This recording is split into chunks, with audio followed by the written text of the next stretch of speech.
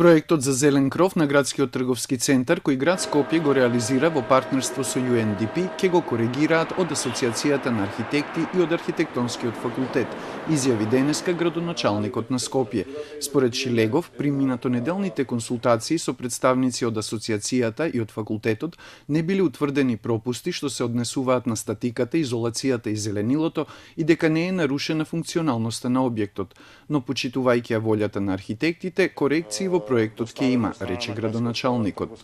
Имајќи во предвид дека постоја известни реакции од дел од структурата, веќе стапивме во контакт со нив и внатре во рамки на законските можности кои што се дадени и правилата кои што беа определени од UNDP, преку Скопје Урбан центар, каде што се членки Издруженијата на архитекти и Архитектонскиот факултет на Универзитетот Кирил и Методи, ќе бидат извршени определени корекции на проектот согласно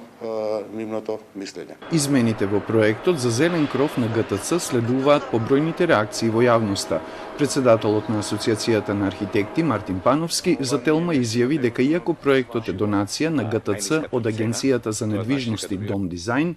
дека е направен старомодно спротивно на идејата на авторот Живко Поповски и дека е без инвентивни решенија, а за содржините на проектот од прва архибригада рекоа дека се профитерски. Во одбрана на проектот се јавија од UNDP со објаснување дека трговскиот центар е една од најжешките урбани точки во Скопје и дека целта на проектот е да се постави зелен кров за да се намали температурата која во споредба со таа на плоштадот е 10 степени Целзиусови повисока. За зелениот кров, што ќе се протега на површина од 1800 метри квадратни и за кој град Скопје ќе издвои 550.000 евра, Шилегов рече дека со него ќе се обезбеди нова јавна површина за граѓаните на место што ќе се спаси од досегашното уништување.